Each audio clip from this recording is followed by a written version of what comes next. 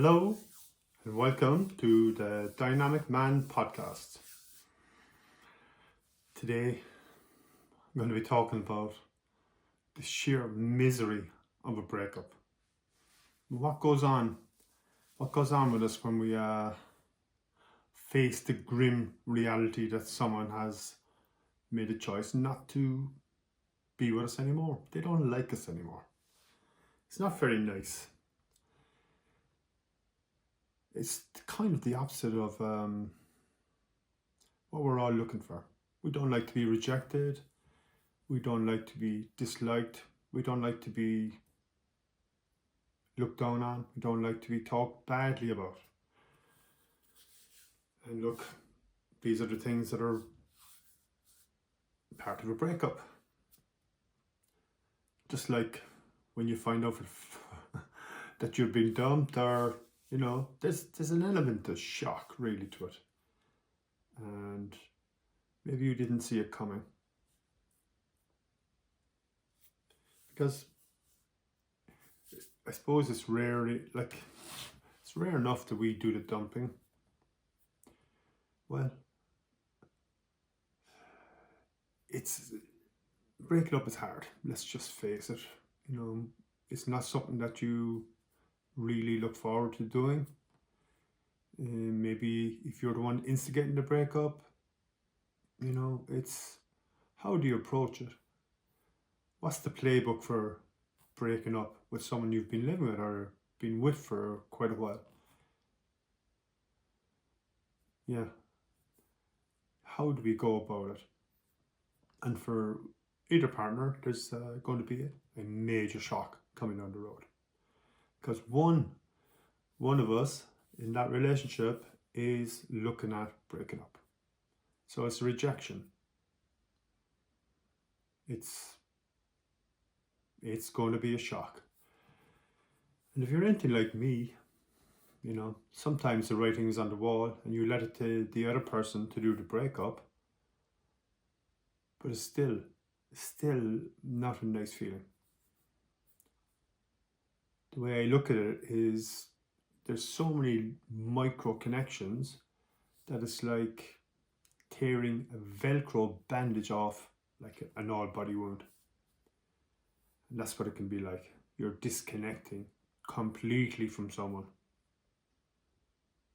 Unless you've got kids, but you're still not an integral part of someone's life anymore. And that can be a harsh realization that you're not going to be spending any more time with this person that you've spent so much time with. Yeah, it's shocking and it can really hurt. And it's embarrassing because now you have to tell your friends, you have to tell your family, and you just want to hide. Lie low. Stay out of sight. It's like embracing the joy of misery. The joy of misery. Like there's going to be hurt, there's embarrassment, there's guilt, there's humiliation, all these negative connotations, all these negative emotions, and you're not going to be feeling good about yourself for quite a while. Now, there might be a bit of relief involved because there's no more stress. There's no stress of the relationship is gone. But there's nothing easy about it. You have to go your own way. And sometimes a breakup can take an even nastier turn. I had a nasty breakup there a while back where I didn't see it coming, and she informed me that it was over. So while I was reeling from the shock, and maybe it took me a day or two to kind of find my balance, and I reached out to some friends only to discover that my ex had reached my friends first. and had literally turned them against me with stories of what I had done to her and all that, all the usual. So my friends, when I reached out to them, they were like, yeah, we know. And I was like, that to me was even more shocking than the breakup, because they took it upon themselves to side with the woman. Now, we have since fixed that situation, and they know they made a mistake. But in that moment, in that shocking moment, I realized that there was no one there for me. She had taken my backup. The people, the couple of friends that I would have reached out to in trust, in love, and they weren't there for me. Now that was a very dark moment. That hurt. I know my ex did that on purpose, because no one, I have never met anyone, I've never been through it, that has gone through something similar with their ex, where they've poisoned friends against you. Because look, you know, as they realize there's 2 sides, 3 sides to every story, and they just got caught up in the emotion, the manipulation, because that's what it was. But that didn't make it any easier on me. So I suffered alone for months, going through the logic phase. Why? Where did I go wrong? How did I go wrong? When did this all happen? What could I have done to change it? But there was nothing logical about it. It was feeling, and as it turned out, as it transpired, there was a bit of hypergamy as well, because my ex was engaged to another guy within a matter of months. Now, how does she move on so fast? How is it that I was stuck in hurt, shame, guilt, embarrassment, humiliation, and yet she had found someone else already and was engaged, getting married?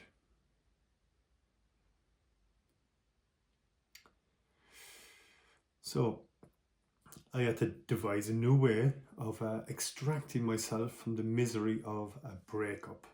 And to be honest, it was probably one of the best things that ever happened to me, because now when I look at getting involved with a partner, there's only one red flag for me. One red flag. And that is, a woman has to have high standards. And if I know she has high standards, then, and only then, can I assume that it's, well, not assume, I can expect that this woman is going to have integrity, honesty, and won't put up with shit. And that's enough.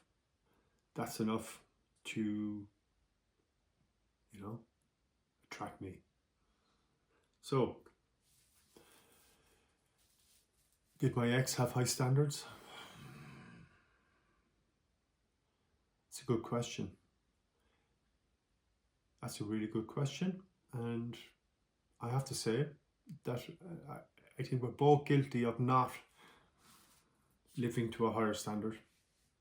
Maybe letting our standards drop because we got lucky, and there's an element of fortune to it.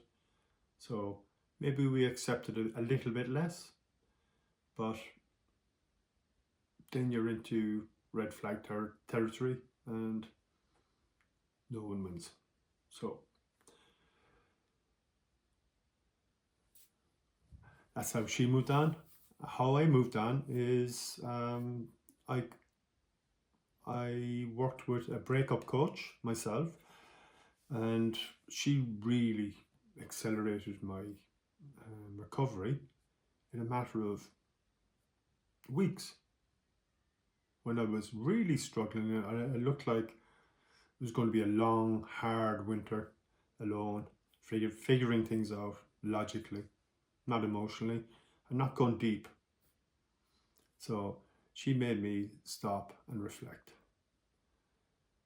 Gave me some really healthy exercises to do. And I have to say, when you stop and face the crap that's hit the fan really closely and learn the lessons, only then can you not only insist on high standards, but live exactly to that. So the lesson really is, one red flag for me, I have to live by a higher standard, and my partner has to live by a high standard as well. And that gives, for me, that gives us a fighting chance. Because look, the pain, there must be something to be gained from the pain. There has to be. Because, or else what's it all about? If we're not learning the lessons from a hard breakup, probably that was my second worst breakup in some sense, but probably my worst breakup in the sense that my ex reached out to friends and turned them against me temporarily, which rendered me alone with the pain. But here we are, onward and upward. If that resonates with you, please like and subscribe, and let's continue building a healthy, powerful community of men in our 40s and 50s, because as I keep on saying, this is a generation,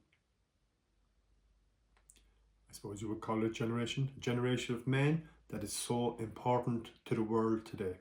Men in our 40s and 50s, the most charismatic mentors of all time. That's what we are. That's what we need to believe.